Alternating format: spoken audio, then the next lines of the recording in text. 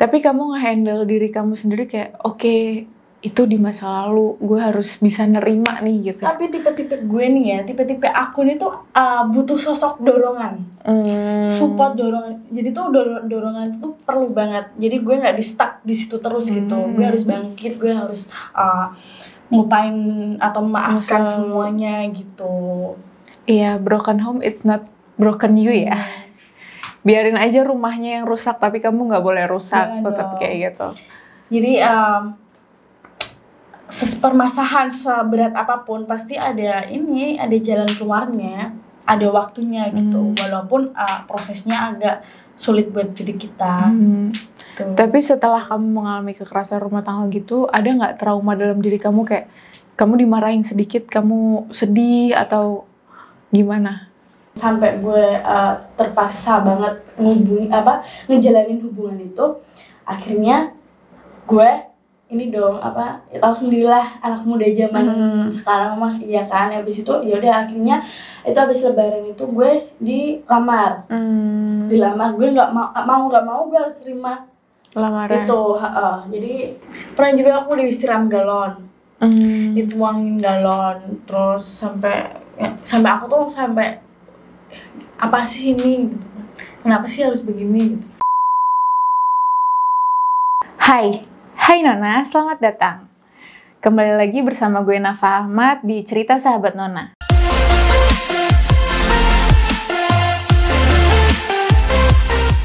Hari ini kita kedatangan seorang tamu, seorang perempuan yang kisahnya cukup menarik. Namanya Amanda. Halo.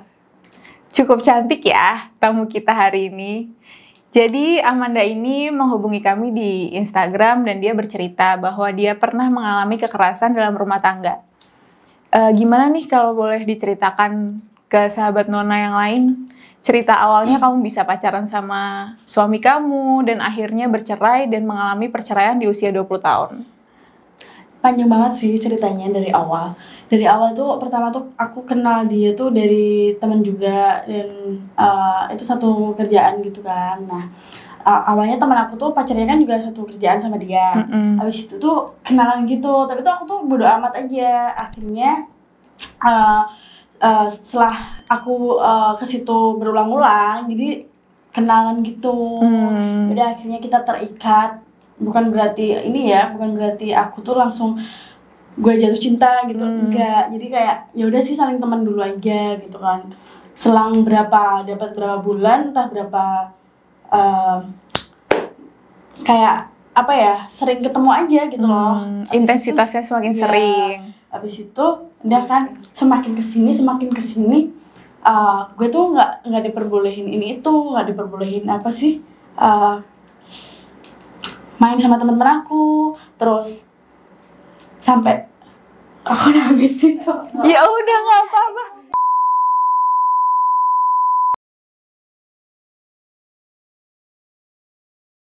Oke, sorry ya, tadi sempat ada gangguan. Jadi lanjut ke ceritanya.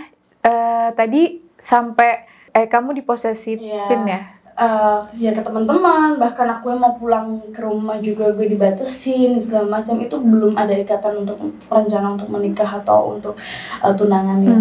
Dan habis itu sampai itu handphone aja dibatasin sama dia, dan bahkan aku keluar rumah pun juga nggak boleh tanpa seizin dia gitu. Itu pun belum nikah ya. Habis itu kan gue dipulangin setelah jalan sekian lamanya sampai gue terpaksa banget ngejalanin hubungan itu, akhirnya gue ini dong ya tahu sendirilah anak muda zaman sekarang mah, iya kan. Habis itu ya udah akhirnya itu habis lebaran itu gue dilamar. Dilamar, gue nggak mau gue harus terima lamaran itu. Jadi berarti masa PDKT-annya sebentar doang nih, berapa bulan ya? Sebentar doang. Habis itu ya udah lamaran. Dilamar. Itu pun ini ya acaranya nggak terlalu gede banget ya, mungkin buat keluarga aja ya. Pihak dari laki-laki dan pihak dari gua gitu. Nah habis itu kan ini nih kita kan jalin bisnis bareng-bareng. Ya benar, jalin bisnis bareng-bareng itu sampai mungkin mungkin di kalangan untuk menengah ke atas ya, maksudnya kehidupan yang lebih baik gitu loh. Tapi kan memang kondisinya kan semakin berbeda, semakin berbulan semakin bulan berbeda gitu loh. Kondisi dari dirinya. Jadi aku lebih tahu dari sikapnya, dari perilakunya, sifat aslinya. Jadi aku lebih tahu.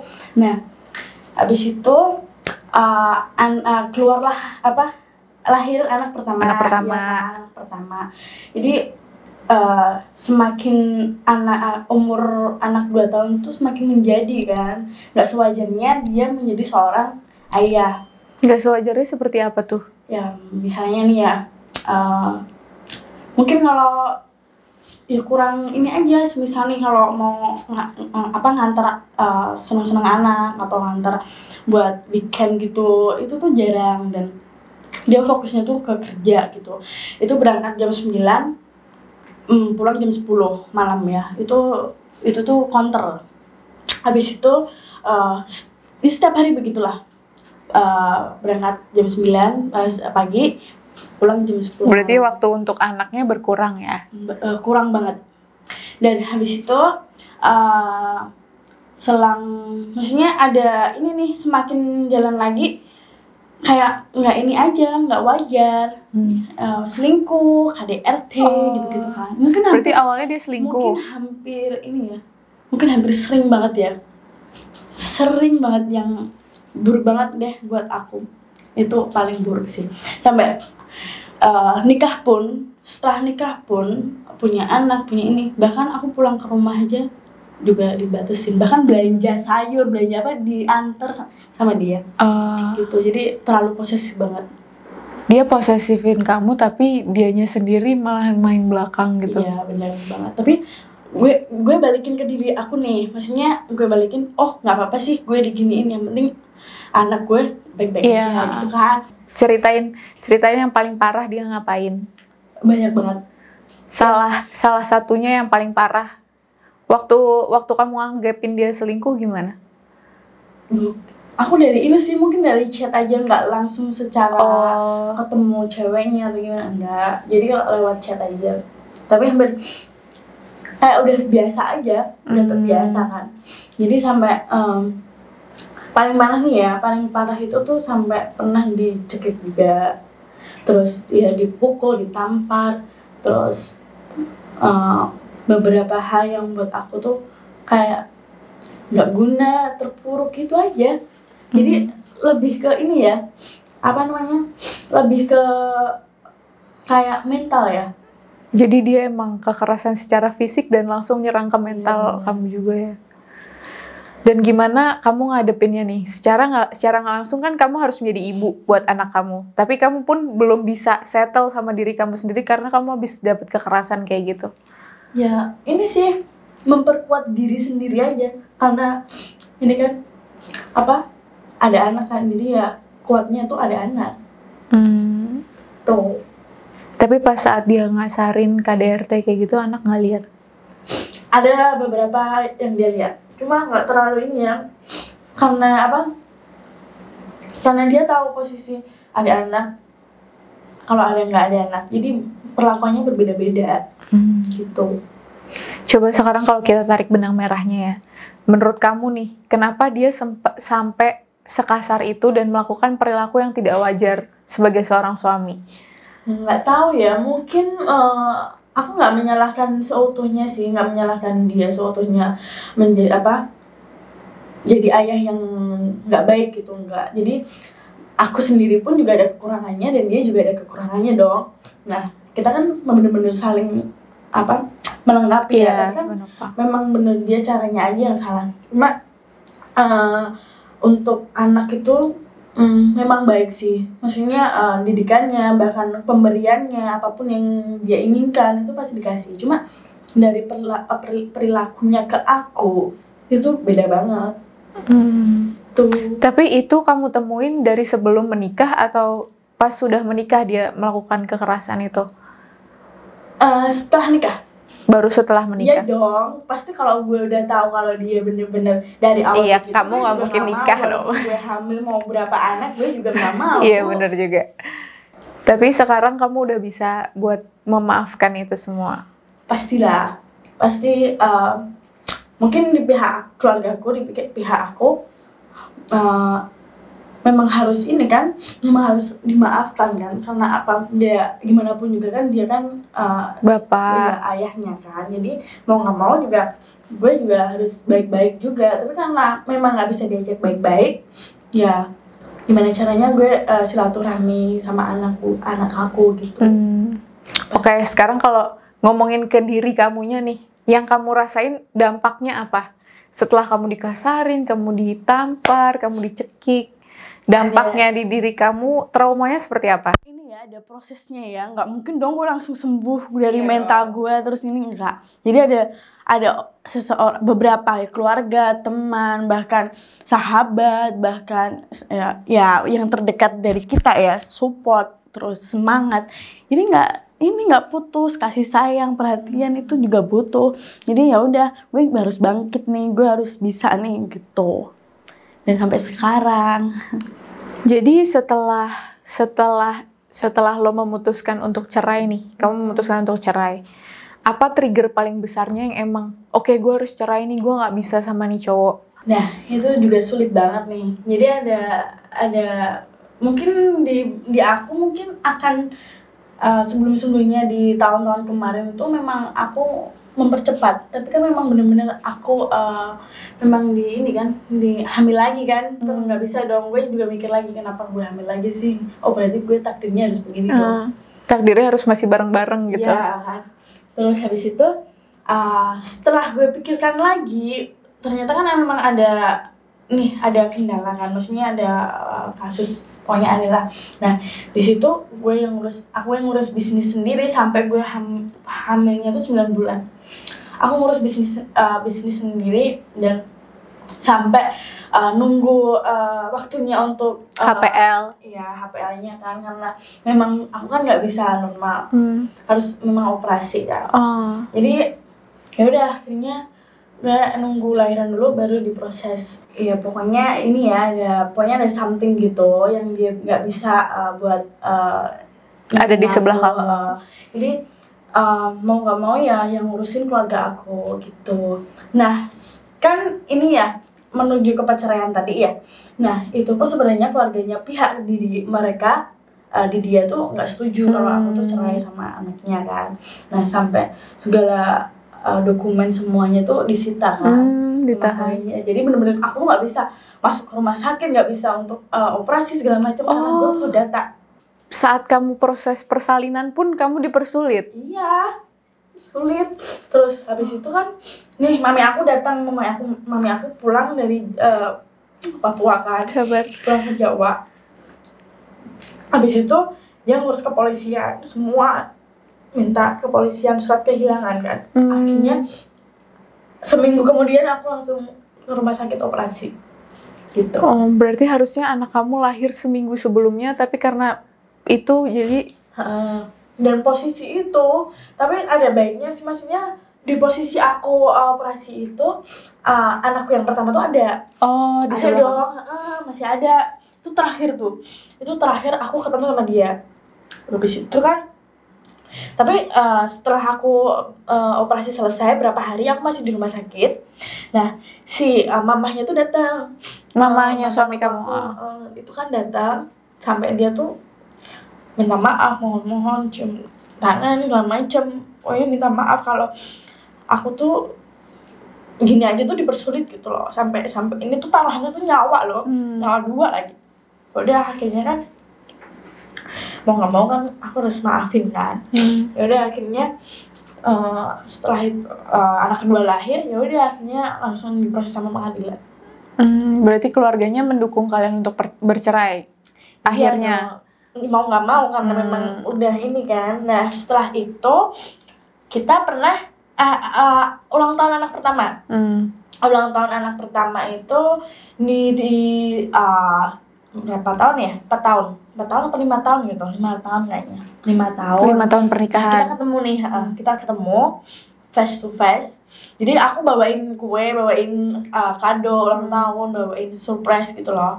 Nah habis itu aku dibohongin. Dibohonginnya karena oh dia udah dinunggu di restoran ini gitu kan, tapi ternyata nggak ada. Gue mau dibawa pulang lagi, tapi aku nggak mau. Oh, kamu Jadi, kayak dijebak gitu ya? iya, jadi aku mau dibawa. Ya kalau gue takut karena nanti hamil lagi gitu loh. Ya jangan sampai dong. Ya udah akhirnya gue turun di jalan kan. Terus ada temen aku yang suruh buntutin aku. Ya udah akhirnya aku pulang sama temen aku gitu. Serumit itu ya Oh, kasusnya. banget. Jadi setelah perceraian, sesuai cerita dari kamu yang kamu ceritakan ke tim kami, anak kalian satu ikut bapaknya, satu ikut Iya, kamu. Yang pertama ikut bapaknya.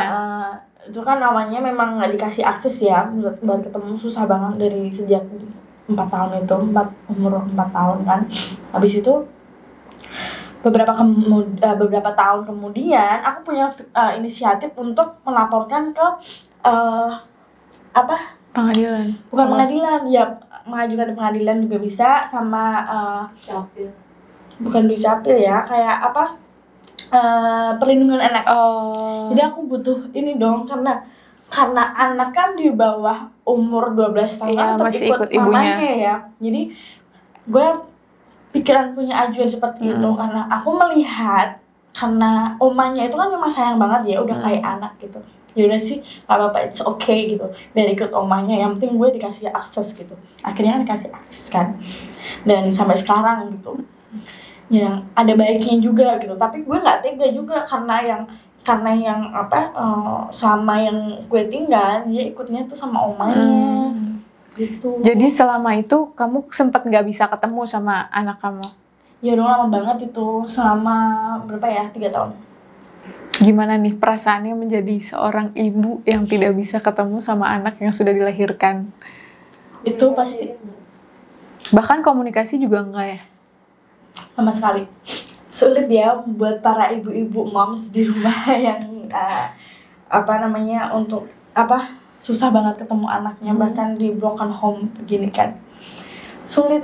Jadi mungkin kalau ada keinget-inget pasti ada nangisnya gitu, mungkin ada waktunya untuk bersedih, keinget anaknya begini, jadi sekarang tuh gimana kan gitu kan. Lagi ngapain, keadaannya dong, gimana itu kan sebelum-sebelumnya kan setiap hari kan ketemu, bermain, segala macam, di bawah belajar. pengawasan kamu lah ya. Iya. Jadi terus tapi sempat ketemu adiknya kan, pernah aku juga kasih foto pas dia mangku adiknya, pas aku kirimin gitu kan, nggak tau. Tapi sampai sekarang dia inget kok kalau punya adik, dan adiknya sekarang udah 4 tahun. Jadi kalau boleh diceritain nih, gimana awal mulanya mantan suami kamu tuh mulai ngelakuin kekerasan dalam rumah tangga itu? Itu mulainya itu ini ya, Di bulan keberapa pernikahan? nggak inget juga, karena mungkin dari umur anak 2 tahun ya, 2 tahun, sekitaran 2 tahun, jalan 3 tahun. Dan itu pun dia itu yang hal sepele aja yang buat dimasalahin, nggak terlalu serius banget. Semisal nih gue telat masak atau masakan gue nggak enak nih, dia dibesar-besarin gitu. Dan berujung dia ngelakuin kekerasan itu. Jadi ya nggak masuk akal aja loh, maksudnya permasalahannya tuh. Jadi mungkin temperamen ya, jadi agak terpancing emosinya gitu. Bahkan aku sendiri, bahkan keluarganya itu nggak cuma aku doang yang mungkin dimaki-maki atau gitu. Dikasarin, nggak cuma aku. Tapi itu tidak tercium saat awal kalian PDKT itu ya? Berarti semua sifat asli laki-laki itu memang keluar saat pernikahan ya? Bener kata orang ya? Iya benar. Terus apa lagi nih yang paling parah? Paling parah itu pernah juga aku disiram galon, dituangin galon, terus sampai aku tuh apa sih ini gitu, kenapa sih harus begini gitu, sampai aku nanti kalau udah nih ya gue nangis gue lagi sendiri gitu kan, pasti deketin lagi, baik lagi gitu terus. Dan selanjutnya sampai aku tuh bener-bener udah nggak betah banget Gitu. Sebenarnya aku di sini rada bingung sih, banyak pertanyaan di kepala aku, kenapa bisa terjadi seperti itu? Maksudnya percakapan kalian yang menjurus sampai orang kalau misalnya ngelakuin kekerasan kan kayak ih gemes banget nih sama nih orang gitu kan, gregetan banget nih, makanya dia sampai nyekek lah, nampar atau nyiram galon. Itu kenapa percakapan sebelumnya yang terjadi yang bikin dia gemes banget sama kamu nih? Ya mungkin kan ini ya, mungkin keinginan di saat itu juga kan, mungkin aku belum bisa memenuhi atau aku belum bisa gitu, mungkin harus dipaksakan. Ya kita kan sebenarnya kalau udah satu rumah begini kan memang harusnya selalu ada ya, tapi kan udah ada anak jadi kamu sibuk sama gitu anak ya, gitu ya. Gitu. Tapi apakah kamu saat terjadi pertengkaran itu kamu orang yang defensif, kamu ngebela diri kamu, ya aku kan kayak gini gitu? Ya karena aku juga ego ya, karena aku membela diri membela diri aku sendiri dong gitu. Bahkan jangan sampai anak tuh melihat ya gimana caranya aku tuh bisa nenangin dia juga. Bahkan kalau memang aku bener-bener nggak bisa di pihak buat nenangin dia, ya udah berarti aku yang kena gitu aja. Kamu menikah umur berapa? Sorry, 16 ya? 16. Berarti kamu... Itu karena ini ya, karena apa sih? Ya belum siap. Itu karena aku belum ngerasain muda aku, belum cita-cita aku. Jadi kayak ya udah sih gitu aja. Berarti kamu setuju dong sama penelitian yang memang diambil kalau menikah dalam usia di atas 25 tahun tuh memang kondisi emosional kamu dan pasangan kamu jauh lebih stabil. Iya gitu. Jadi beda banget ya. Jadi pemikiran aku sama dia tuh juga beda. Mungkin kalau diselisihkan kayaknya 5 tahun deh selisihnya. Selisih umur kamu sama dia? 5 tahun. Sekarang mungkin 30-an nih. Kalau anak gue kan sekarang 25 ya. Berarti itu kejadian udah 5 tahun yang lalu kamu bercerai? Lebih. Gue cerai itu mungkin 6 tahun. Karena sebelum surat cerai itu keluar kan memang gue udah pisah. Mungkin hampir setahun ya karena saat mengandung itu kamu udah pisah ya? Iya dong. Ya. Terus setelah perceraian nih, apa perbedaan dalam kehidupan kamu? Apa kamu ngerasa lebih lega? Satu, lega sih. Tapi kan memang leganya ini kan kayak apa ya? Kayak udah maksudnya ada yang dikorbankan. Gue lega tapi ada yang dikorbankan nih. Jadi berat juga buat aku. Nggak bisa ketemu sama anak. Ya nggak bisa ketemu, akses buat anak, buat gue sendiri juga melangkah dari mana dulu. Jadi sulit juga gitu. Terus kok belum selesai itu kalimatnya? Kan sudah saya giring tadi loh. Oh gitu. Jadi sampai sekarang pun gue apa sendiri nih, bahkan untuk ngurusin anak yang kedua dari bayi. Tapi setelah itu kan memang ini ya dibawa mami aku, ibu aku dibawa. Jadi aku bisa ngejalanin hari-hari aku untuk cari kerja atau cari pengalaman gitu. Berkarir lah ya. Iya dong. Dan sampai sekarang pun juga gue bisa mandiri gitu tanpa dia gitu loh. Jadi nih kalau boleh diceritain ke sahabat Nona yang lain, trigger kamu yang ngebentuk kamu jadi perempuan mandiri kayak sekarang itu apa? Aku terinspirasi sih sama cerita kamu di usia 25 tahun ya. Kamu udah bisa settle secara finansial, kamu menghidupi kedua anak kamu menjadi single parent yang emang luar biasa hebatnya. Bahkan dari rasa trauma kamu itu kamu bisa nerima semuanya. Jarang loh ada orang yang kayak gitu. Kebanyakan tuh kayak berlarut-larut sedihnya, berlarut-larut kecewanya, dan nggak bisa mikirin step selanjutnya apa yang mereka harus lakuin. Nah itu gimana tuh? Nah ini kayak semacam tips ya buat penyemangat untuk kita di saat kita jatuh atau iya boleh gitu ya. Tips buat sahabat Nona yang lain. Ini ya, jadi kayak ini sih.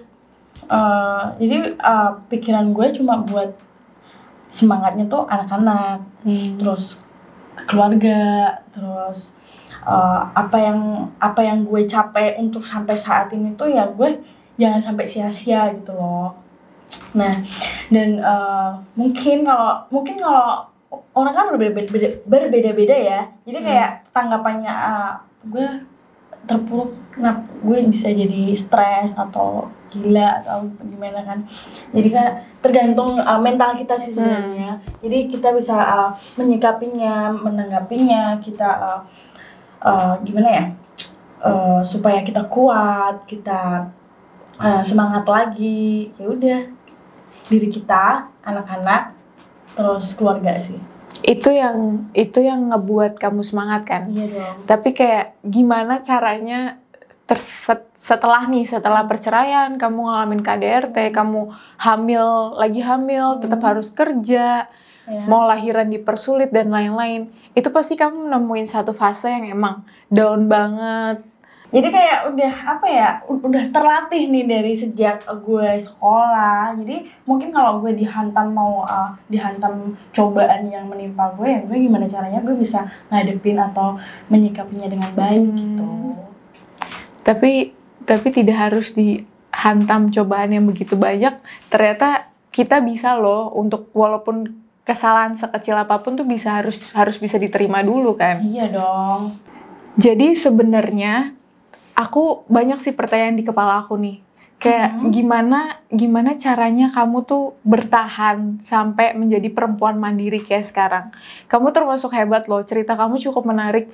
Dari kesedihan kamu mengalami KDRT, kamu mengalami kekecewaan, sampai kamu saat hamil pun dipersulit untuk melahirkan sama pihak dari mantan suami kamu. Dan kamu sekarang bisa mulai untuk berbisnis lagi, memulai untuk karir kamu lagi di usia 25 tahun kamu sudah settle secara finansial.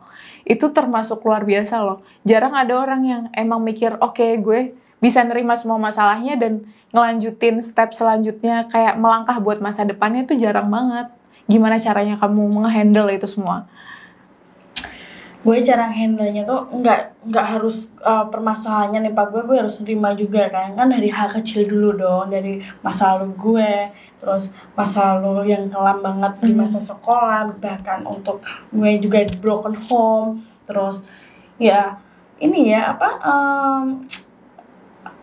belajar dari waktu masa lalu gitu loh. Gitu. Dan ini untuk penyemangat untuk gue yang jadi sampai saat ini, itu semangat dari terutama buat gue, semangat diri gue, terus anak-anak, terus orang tua, terus saudara, bahkan teman gitu yang support kamu terus. Iya, ya selalu. Tapi kamu nge-handle diri kamu sendiri kayak oke, itu di masa lalu, gue harus bisa nerima nih gitu. Tapi tipe-tipe gue nih ya, tipe-tipe aku nih tuh butuh sosok dorongan, support, dorongan. Jadi tuh dorongan itu perlu banget. Jadi gue nggak di-stuck di situ terus gitu. Gue harus bangkit, gue harus ngupain atau memaafkan semuanya gitu. Iya, broken home it's not broken you ya. Biarin aja rumahnya yang rusak, tapi kamu nggak boleh rusak, tetap kayak gitu. Jadi permasalahan seberat apapun pasti ada jalan keluarnya, ada waktunya gitu. Walaupun prosesnya agak sulit buat diri kita. Gitu. Tapi setelah kamu mengalami kekerasan rumah tangga gitu, ada nggak trauma dalam diri kamu kayak kamu dimarahin sedikit, kamu sedih atau gimana? Soalnya aku tuh gampang tersentuh. Hatinya tuh kecil. Jadi kayak orang yang ngomongin gue aja, gue sakit gitu. Gue secara langsung di hadapan aku gitu. Pasti sakit banget dong. Sampai aku tuh berpikiran untuk visum dan segala macam gitu. Tapi kan memang aku kan pemikirannya, kalau gue visum, kalau dia masuk di penjara segala macam, berarti kan yang kena juga mentalnya anak gue dong, nggak cuma gue doang gitu. Iya, kamu mikir panjang lah ya. Mikir panjang aja. Jadi ya udah sih, dimaafkan gitu, dilupain aja, yang udah gitu aja apa. Dan sekarang kan udah jalannya seperti ini ya, harus dijalanin. Tapi setelah kamu bercerai nih, kamu kan mengalami KDRT. Yang kamu dapetin sekarang jadi diri kamu, apa kamu tuh masih berusaha menyembuhkan rasa trauma kamu itu dari setiap harinya atau? Pasti ada pikiran untuk berpikir lagi, kepikiran lagi atau flashback ke masa lalu. Mungkin ada sesuatu, mungkin kalau kita lihat, oh kok dia sama seperti aku ya, oh aku lihat ini kok sama seperti aku ya, oh tersentuh ternyata lagi. oh ternyata lebih buruk banget ya daripada gue gitu. Bersyukur banget dong gue sampai sekarang bisa dong tanpa dia, tanpa laki-laki yang seperti itu gitu. Berarti ya kunci utamanya harus memaafkan semua kesalahan di masa lalu dulu. Untuk menerima masa depan tuh ternyata ya besok tuh masih ada hari yang perlu kita jalanin, nggak bisa kita bertahan di satu hari itu aja. Bahkan kalau untuk mengingat-ingat kesalahan aku, kesalahan dia, juga introspeksi diri dong. Oh gue harus memaafkan diri gue dulu nih, gue memaafkan diri sendiri, gue harus memaafkan orang lain, bahkan mantan suamiku, mungkin dengan semua orang yang menyakiti aku gitu. Tapi aku lebih cepat untuk memaafkan seseorang daripada maafin diri sendiri. Langsung membalas. Oh, membalas. Aku lebih baik memaafkan lebih cepat daripada aku tuh langsung balas dendam atau apa. Enggak. Buat apa juga tuh? Iya, enggak perlu juga gitu. Iya sih.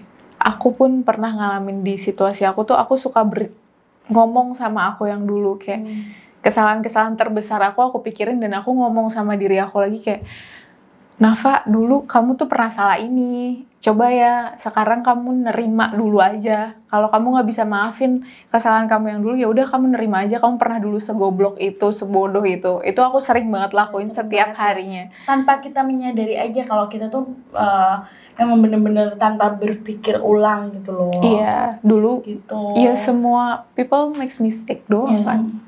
Semua orang. Ya semua orang pasti ngelakuin kesalahan kan. Dong. Tapi gimana caranya? Dan kesalahan itulah yang menjadi kita sekarang gitu aja. Yang ngebentuk kamu jadi Amanda Amanda yang